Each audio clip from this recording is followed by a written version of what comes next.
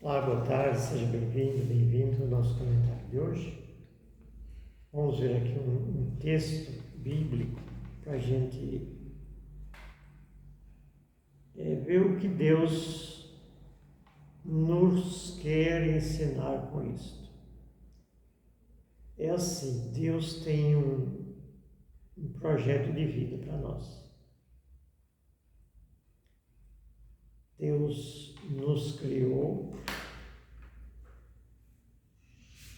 e Ele, como Deus é o nosso Pai do céu, então Ele quer nos ensinar que o plano, o projeto de vida que Ele tem para nós não é nada assim complicado, incompreensível.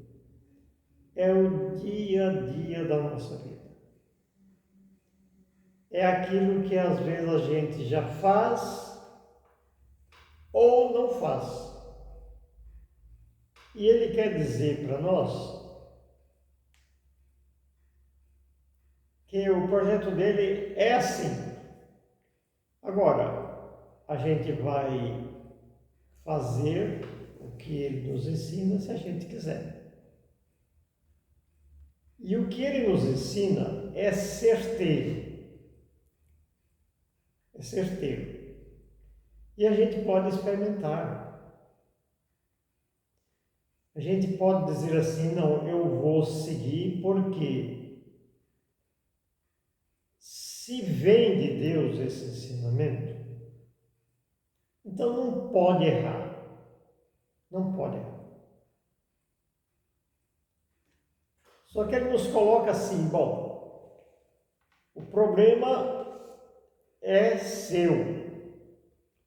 Deus não fica assim, segurando na nossa cinta, nos carregando para lá e nem para cá. Ele quer nos ensinar, porque Ele quer nos ver livres, Ele nos dá toda a liberdade de agir. Diz para nós o que é bom, inclusive como ganhar dinheiro. Porque tem gente que espalha uma anedota por aí que dinheiro faz mal, dinheiro é pecado. Só que não vive sendo danado do dinheiro, né? Na hora que precisa, vai ter que ter o dinheiro. Então é uma coisa, muitas vezes, é uma ideia doentia. Doentia. Fala, fulano fez assim para enricar, eu não estou afim de enricar. Então está afim de viver na miséria? Não é, o caso não é enricar, é ter o necessário para a vida.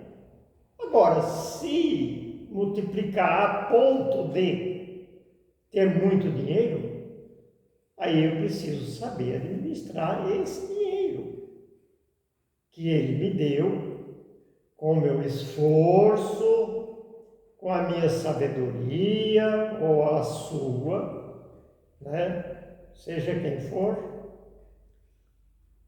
Mas o que ele quer, na verdade, é dizer para mim e para você, olha, não é pecado progredir na vida.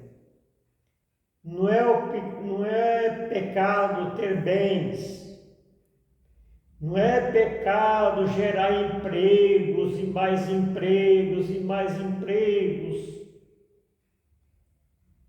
E ainda diz assim, entre linhas para nós, que nada de briga com pobre contra rico.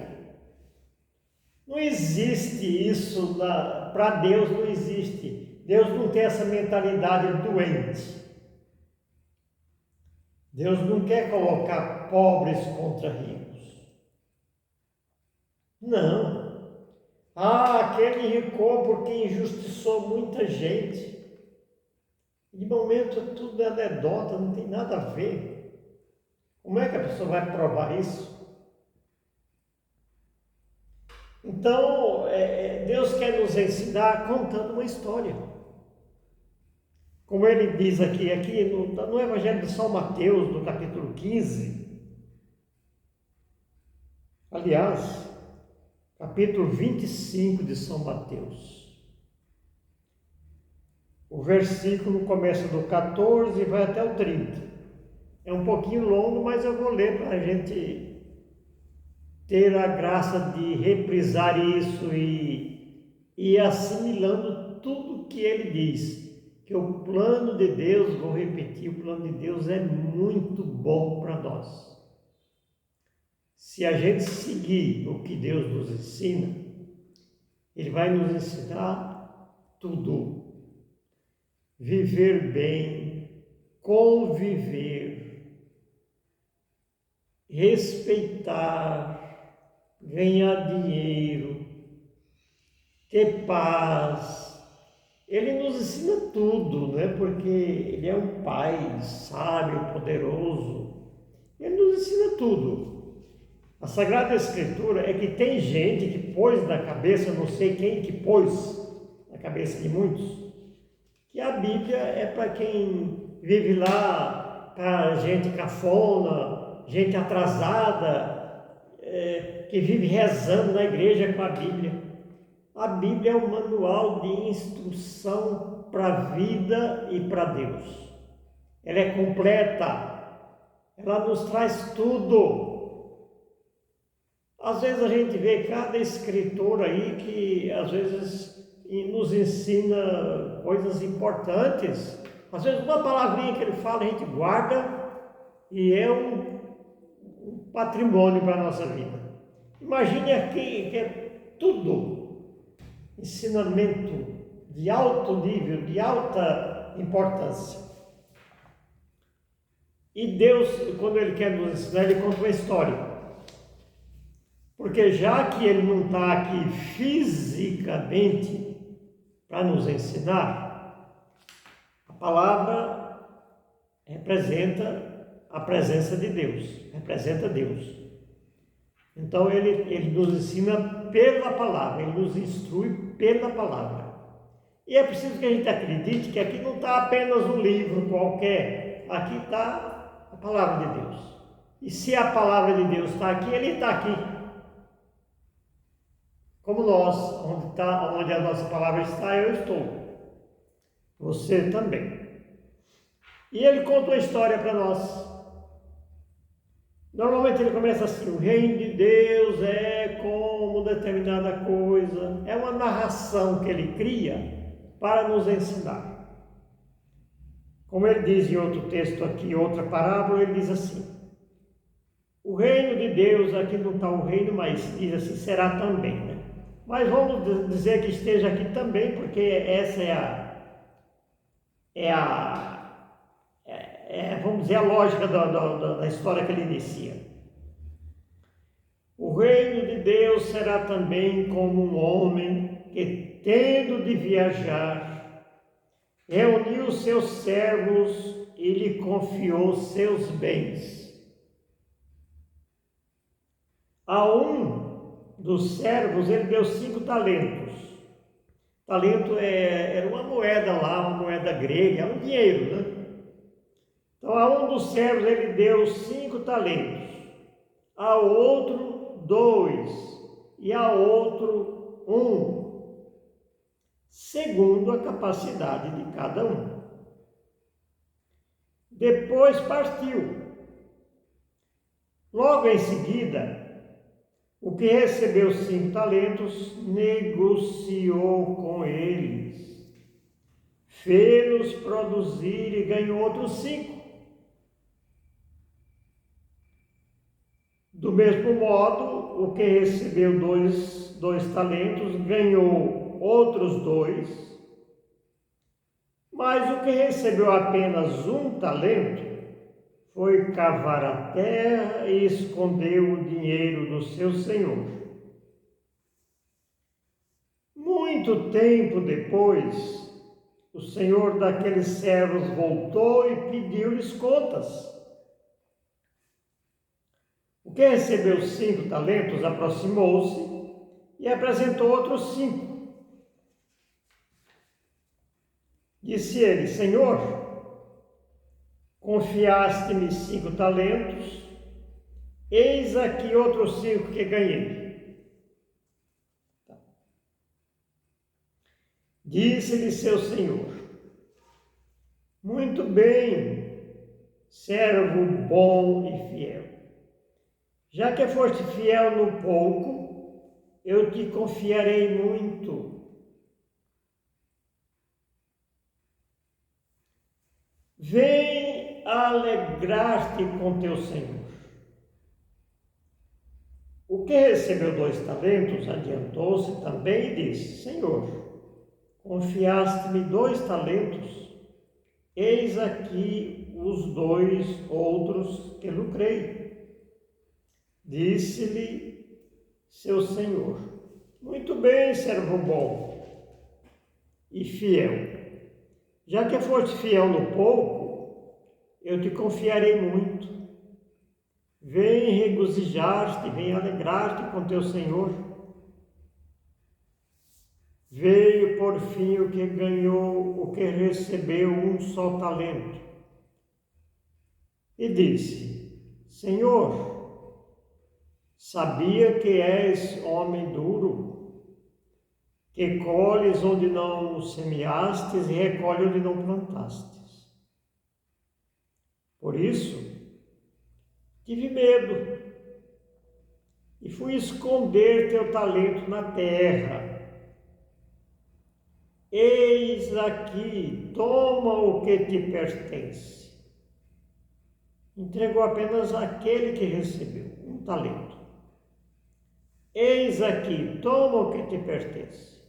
Respondeu-lhe seu senhor: servo mau e preguiçoso, sabias que colho onde não semeei e recolho onde não plantei. Devias, pois, levar meu dinheiro ao banco e à minha volta eu receberia com juros o que é meu. Virou-se para os outros e falou: tirai-lhe este talento e dai ao que tem 10. Será dado ao que tem e terá em abundância, mas ao que não tem será tirado mesmo aquilo que julga ter, que pensa ter. E a esse servo inútil, jogai-o nas trevas exteriores. Ali haverá choro e ranger de dentes. Então, é a história que Deus nos conta, o evangelista nos conta, a palavra de Deus, para nos ensinar que Deus é esse. Deus é uma pessoa que fala uma linguagem que a gente possa entender. E quem é que não entende uma coisa dessa? Tem tanta gente que acha que Deus é um fantasma, não é? Que Deus fala, mas não fala para mim. Fala não sei para quem que Deus fala? Parece uma alma flutuante. Deus é real. Deus é uma pessoa e Ele fala de modo a dialogar com a gente, para que a gente entenda o que é a vida. O que é que Ele quer de mim? Ele é esse Senhor que nos deu os seus bens para a gente administrar. Esse bem que todos nós temos, recebemos, é saúde, inteligência, coragem, fé. Esse é o talento que Ele nos deu. Esse talento Deus nos dá para que a gente administre. Porque Deus não quer, contrariando a ideia de muita gente, que quer ver pessoas na miséria. Deus é generoso, Ele quer assim que a gente tenha essa sabedoria de administrar esses bens que Ele nos deu. Porque o dom é dele, né? O dom é dele, o dom ele não é meu, o dom é de Deus, o talento Ele nos deu para a gente administrar. Aí eu vou acordar cedo e vou dizer, hoje o dia não está muito bom, e hoje acho que eu não vou, hoje não vai dar para ir trabalhar. Ou pegar o dinheiro que eu vou receber, do que eu recebi, e torrar na primeira esquina que aparecer. Ou gastar o dinheiro com aquilo que não convém. Ou não progredir nada com medo. Ou ter aquelas ideias malucas. Não, eu não quero ser rico. Então tenha pelo menos trabalhe para ter o necessário. Se todo mundo para trabalhar para ter o necessário, já está rico já. É uma riqueza que Deus nos dá. É uma riqueza. Sem contar que esse dom, esse talento que Ele nos dá, é para servir a Ele também. Às vezes tem pessoas que não está trabalhando ou não trabalha, mas está servindo a Deus de alguma forma, está salvando um monte de pessoas que poderia estar na miséria. Então, para dizer assim, nós e Deus somos uma parceria. O que Ele nos dá é para ser colocado a serviço. Ele nos coloca um bem na mão, é para produzir, é para multiplicar. Isso Ele falou lá no começo da história, falou para o primeiro homem, para a primeira mulher: crescei e multiplicai. Olha só, essa palavra não cai. Eu já fui falar para uma pessoa alguma coisa assim, ele falou: mas você sabia de uma coisa? Essa palavra é muito antiga já. Hoje não usa mais isso. Eu digo: para você não usa. Quem sabe você nem entende o que é isso e nem tira proveito disso. Mas Deus coloca, essa palavra dele não morre, essa palavra é atualizada, essa palavra não perde o seu valor, a sua validade. A palavra de Deus é a palavra de Deus. Então nós precisamos colocar aquilo que Deus nos entrega para administrar, fazer isso multiplicar para o bem de alguém, seja o bem material, seja o bem espiritual. Porque não tem gente que fica condenando as pessoas que têm recurso.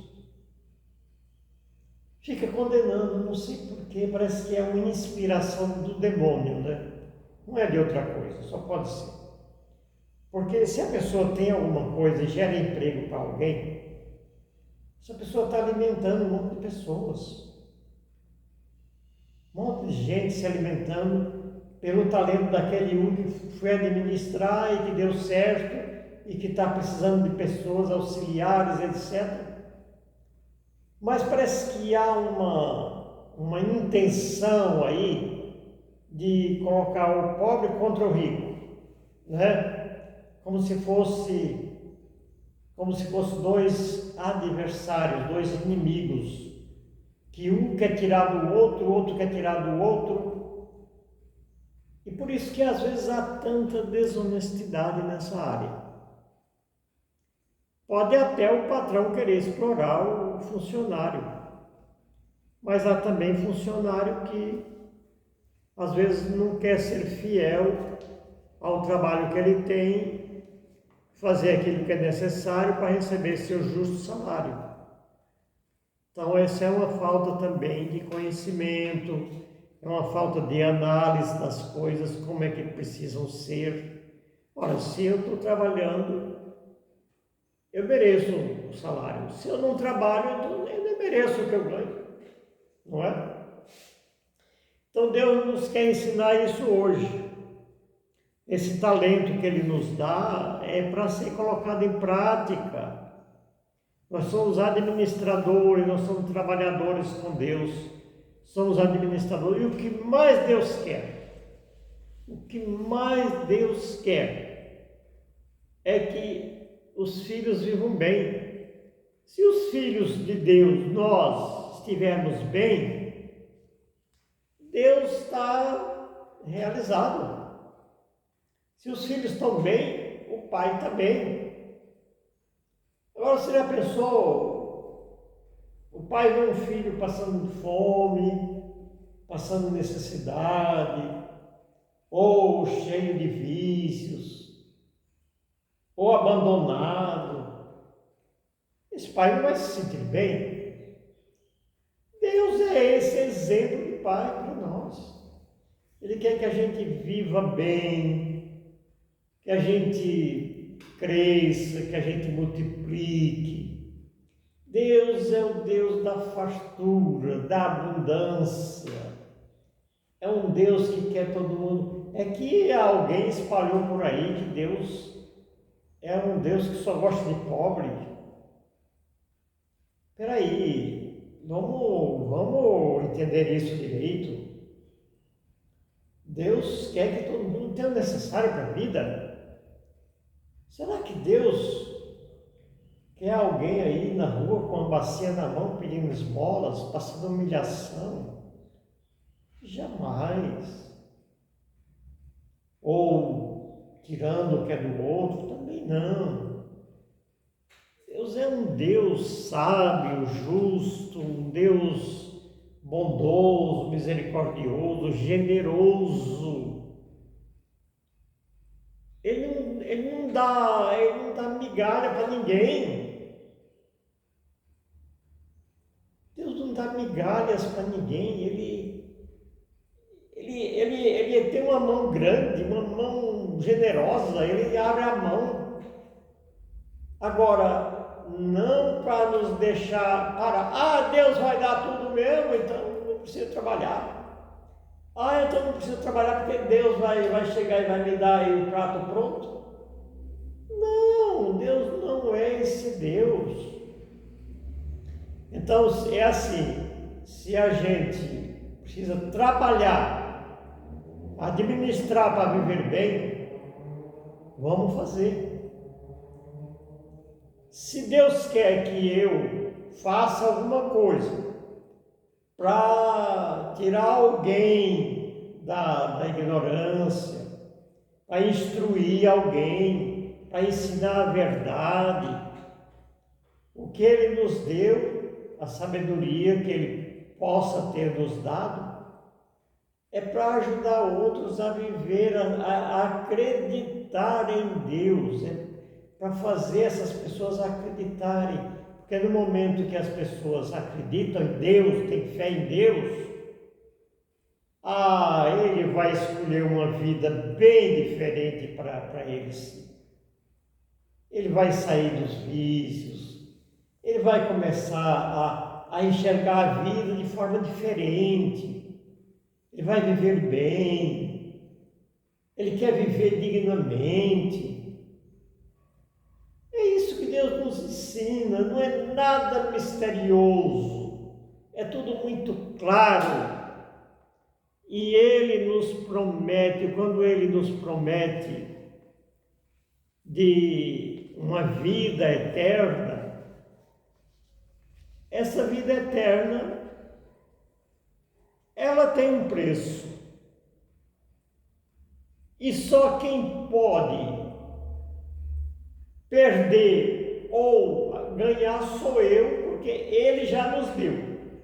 Agora, se eu não souber administrar esse bem talento, essa inteligência, essa sabedoria, eu vou perder até a vida eterna. Tinha uma pessoa, eu morei em sítio, né? Eu sou menino de sítio, sou menino, ó, eu sou menininho de sítio, faz de conta. Tinha um senhor que falava assim, falava para o meu pai, viu, o meu problema é o seguinte, eu trabalho, o pobre trabalha, quando morre o inferno está aí abocado. Era essa pessoa, veja bem, ele não acreditava em Deus, porque achava que o trabalho era uma pena para ele pagar, porque trabalhava, e dizia, o pobre trabalha, quando morre o inferno está aí abocado. Peraí, não é assim. Se a gente trabalha com fé em Deus, confiança, quando morrer, o céu está aí para nos receber. Então não é culpa de Deus quando a gente perde a graça.